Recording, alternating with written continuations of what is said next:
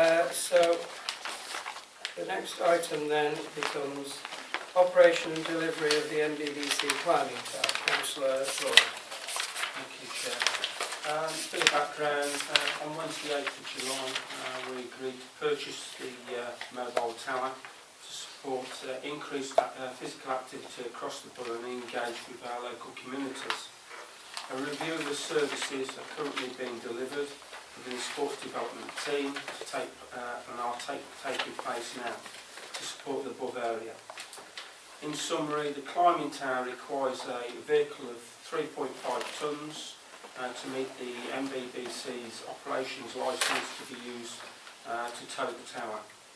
All employees require to be able to drive a vehicle over 3.5 tonnes and towing as part of their employment. They will need a CPC qualification. The qualifications requires employees to maintain and retest their licence every 5 years. And due to the length of the climbing tower, all personnel will also require a towing qualification or competency testing to ensure they meet the criteria and they are safe to drive.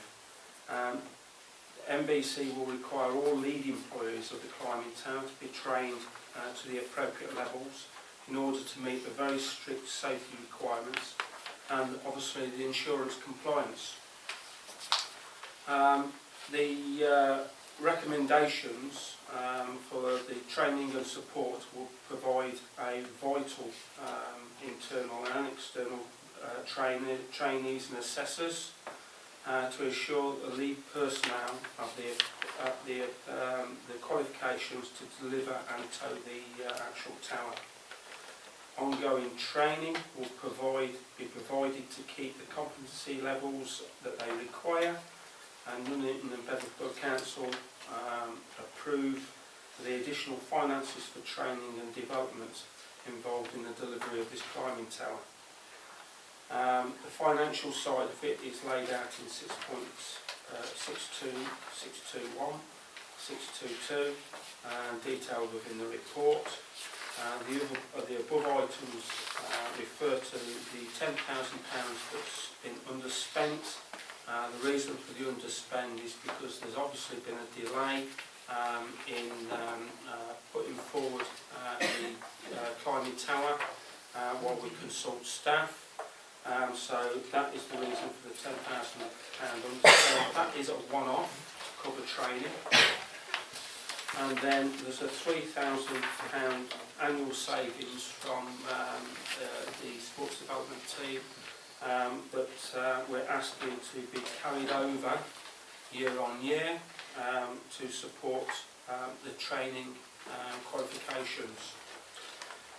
Obviously, if there is an underspend in future years, then finance will claw that money back. So we may not need the £3,000, but we need to show that needs to go in. So it's no new money; it is money that's been saved within the department to actually fund the training needs.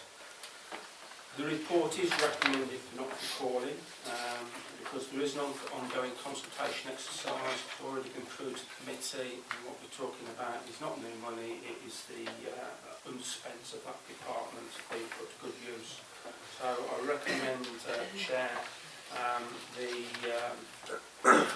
recommendations on 2.1, the Cabinet consider delivery options and the financial implications for its future use, approving items 6.21 and 6.22 to meet the additional expenditure, and the report will be marked not recalling for the reasons set out in paragraph 5.2. Thank you. Well, the officer with any questions, I presume, will be Philip Richardson. That's correct, Chair. Thank you. We have two speakers on this, Michelle Condarker and Councillor Wilson, so I'll take Michelle Condarker first. Thank you, Chair. Well, I read this with a lot of alarm, to be honest with you. Back in June, I spoke at the Cabinet meetings when you were first considering it, and I was basically told that I was putting obstacles in the way when I spoke about the health and safety, the training, the liability, and the vehicle needed to tow it and what have you. And it seems I was right. I don't like to say I told you so, but I did. This report says there's a restructure and consultation exercise was undertaken in October to early November to look at how delivery and management of the tower could be undertaken. I mean, it seems absolutely astonishing to me that that could be done after the climbing tower has been purchased. These things need to be considered beforehand, because with this report, you're damned if you do and you're damned if you don't. If you don't, we've got a £40,000 climbing tower which can't be used and is just stuck in the depot. And if you do, you've got a load of additional expenses. There were various things. I was very concerned to see, I can find the right point now, I've lost.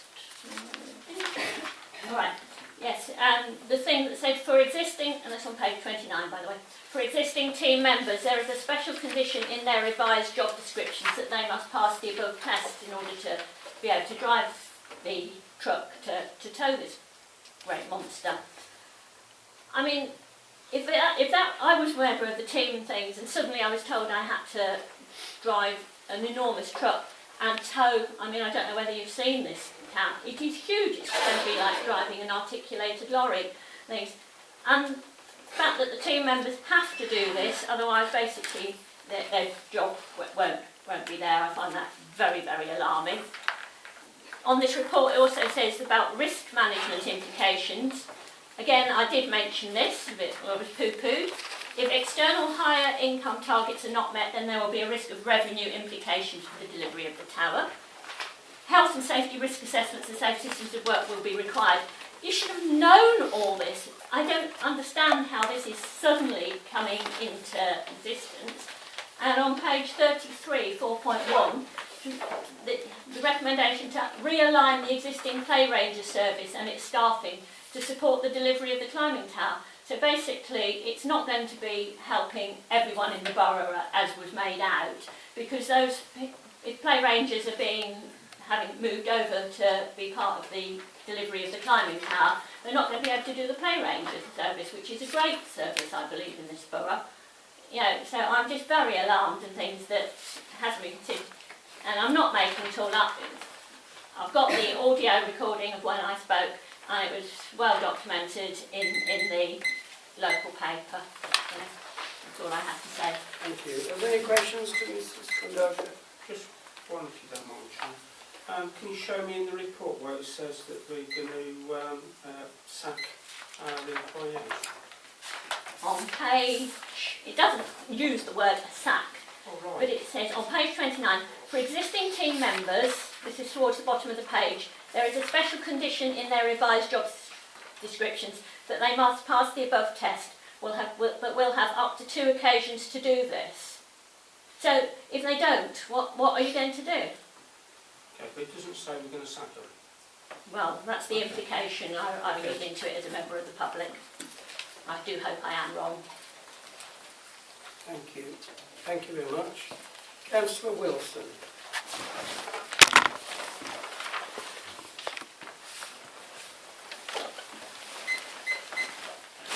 Thank you, Chair. Initially, when Cabinet considered this, I read the report and listened to the representative which we made, and I could see the benefits and merits of what the Cabinet were trying to do. And I believe in giving credit where credit is due, there is an opportunity for opposition. You do so, but it has to be responsible opposition, and this seems to be a proposal which had merit, and I genuinely do still believe it has merit and potential, but the key word there is potential. At the moment, I am slightly disappointed. I share some of Mrs. Condotta's concerns. It was implied in the previous Cabinet report and when the full Council approved mission expenditure that these considerations had already been considered when everything was going through. Any member of the public who would read a report like the report that went before Cabinet before would have an opportunity to reasonably assume that these costs and the requirements to have a requisite vehicle, the requisite licences, the requisite training would have already been considered. Now I hope that this is a one-off and the authority that this is being considered after the event. But it does not give, in the spirit of democracy, members on all sides of the agreement to consider the proposal correctly, when we now have the report come back after the event to consider things which should logically have been considered before.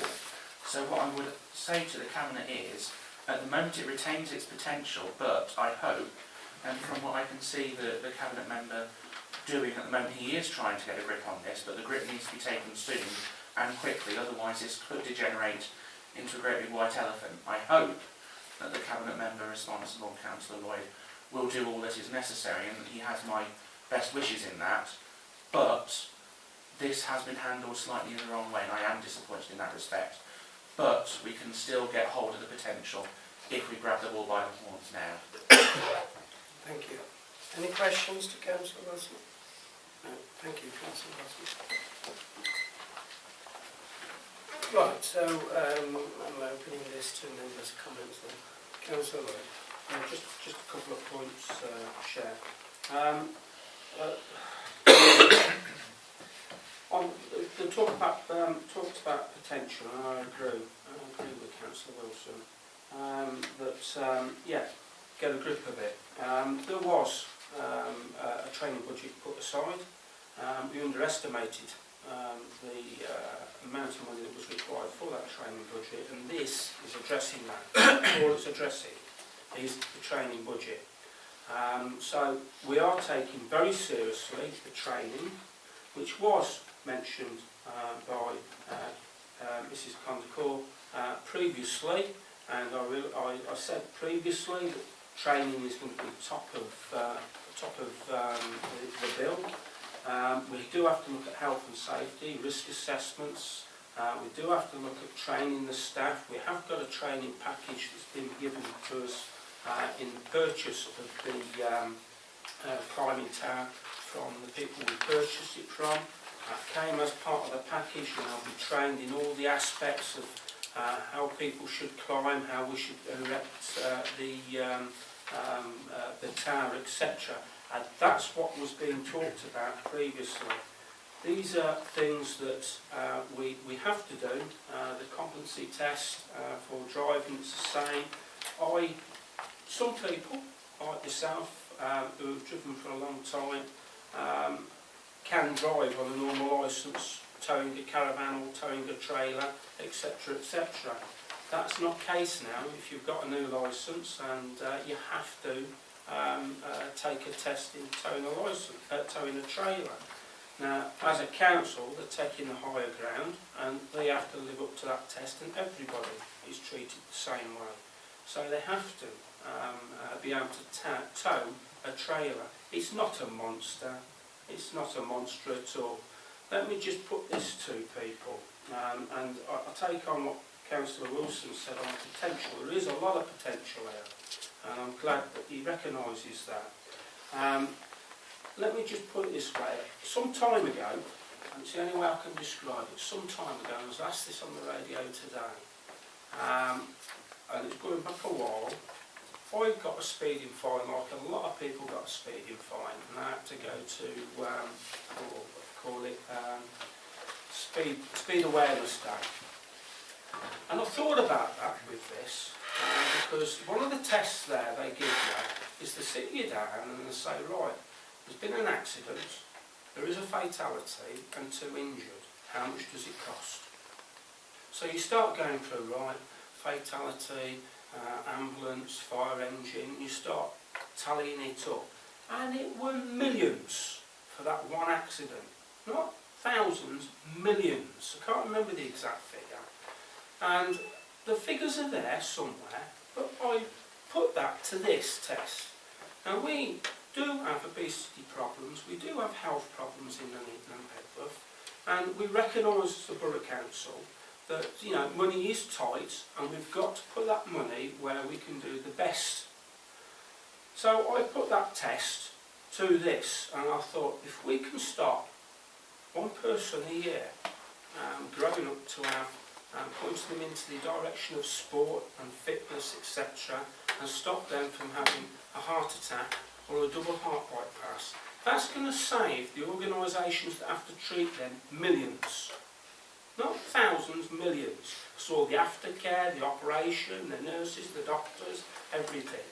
If you stop somebody through tagging along with this, say the healthy eating caravan comes along and they set up, or the hospital comes along with a cancer awareness caravan to actually draw people in, or you do a health MOT while you've got the parents there at the same time. That is going to save money as well, because if you can stop one individual getting diabetes because they're eating better, or they're all more awareness on the food, that's going to save over that child's lifetime thousands and thousands of pounds and a lot of heartache. So the potential for this is fantastic, and we should be crowing about it, not trying to run it down like some people do. Not all politicians. We've heard from Councillor Wilson. Some politicians and some want to be politicians. Now, I'm not going to run it down. I'm going to speak it up. I'm proud of this, and it is going to work. And then hopefully in the future, if it does work and it is a success, we can look at getting our own climbing wall within the borough. That is my ambition if it's a success. At the moment, we've got a signpost out of the borough if people want to take this up. It's not all about climbing. It's not all. It talked about the play range. It's not all about climbing. You might get somebody who comes along and they're not particularly good at climbing, or they don't want to do the climbing. But they can be pointed into other directions for other sports: football, cricket, rugby, anything. There's loads of opportunities, and it's about taking those opportunities and trying to capitalise them for our kids' futures in this borough, because that's where we have to start. If we don't start with our kids now, and if we don't do it, then they're going to grow up and they're going to have obesity problems, they're going to have diabetes, they're going to have heart problems, etc., etc., and the loop will continue. We have to try. We may not succeed, but we have to try. So I ain't going to speak it down, and yes, I am going to crow about it, because I think it's a fantastic opportunity, and an opportunity that everybody should grasp. Thank you. Is there any? No? So, are we having heard that with the recommendations in the report? Yes. Yeah.